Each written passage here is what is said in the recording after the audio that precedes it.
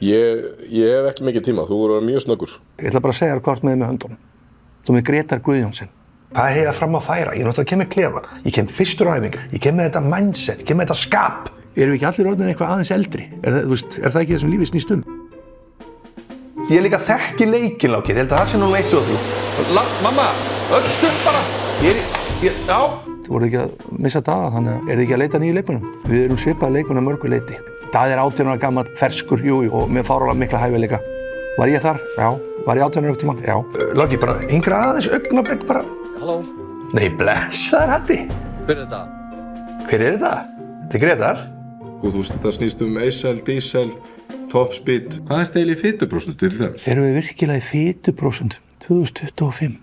Í alvörinni, Davíð? Og það verður bara flott að fá svipaðan díl og byrðismæð, bara svona stuttan og þægilega. Ég væri að drífa mig núna. Halló, Haddi.